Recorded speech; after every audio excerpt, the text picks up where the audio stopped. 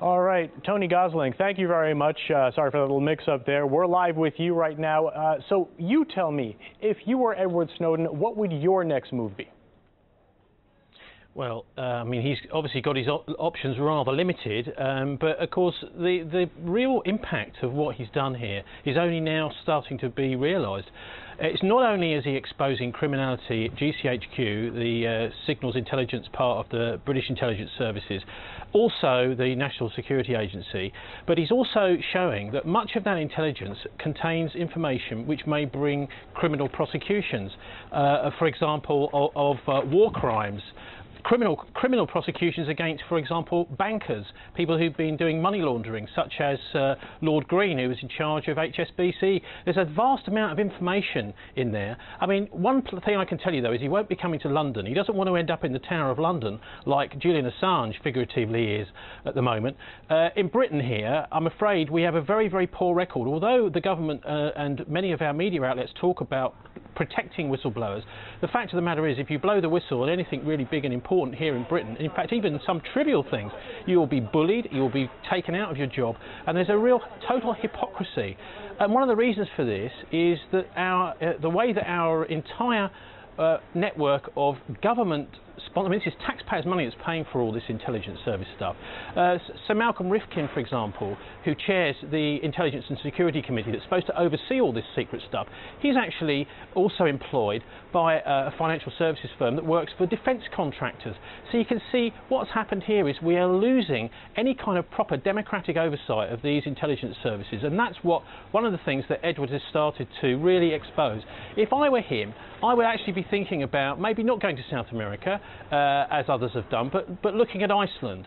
Iceland has got a couple of very useful institutions there. There's the IMMI, which is the Iceland's Modern Media Institute, which has been set up specifically by the Alþingi, the Icelandic Parliament, to protect whistleblowers and to make sure that Iceland is seen as a safe haven. There's also the Associated Whistleblowing Press in Iceland too, the AWP.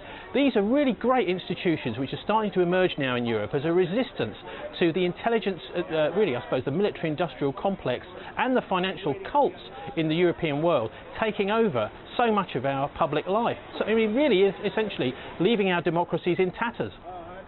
Well, for Edward Snowden's part, he is suggested to be here in Moscow as right now or very soon. Do you think Moscow will have any role to play in this, or do you think it'll simply be a transit point for him? Well, I think it would probably be a transit point, Matt, because it would maybe be a little bit too explosive for him to stay in Moscow for too long. But I'm sure there are many people in the Russian military who will be very interested in talking to Edward about some of the leaks that he has. And I think what's happening now is that there's a slow, really a lack of faith happening in much of what our intelligence services are up to. When we've got no proper democratic oversight of them, they're running off on their own, as people like George Orwell suggested they might do. You know, a very dangerous stage we've come to. But anyway, the money system as well is involved in this, and this is why I point out that much of this intelligence will be to do with economic warfare. This is another part. I mean, we've got many new types of warfare going on in the world today. Economic is just one. Another one, of course, is psychological warfare, which is using the media wars, really attacking the reputations of individuals and countries right around the world.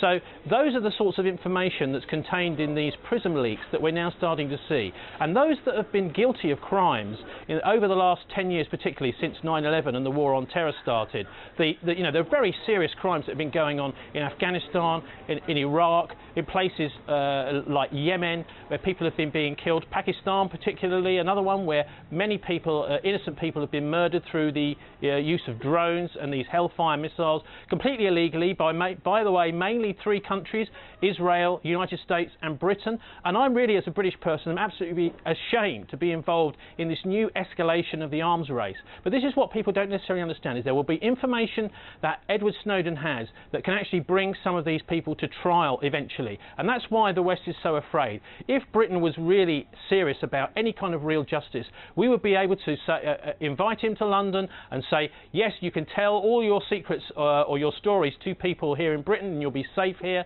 He's actually exposing criminals, and the criminals are going for him now. I'm afraid that's the case, Matt. All right, Tony Gosling, thanks very much for your perspective.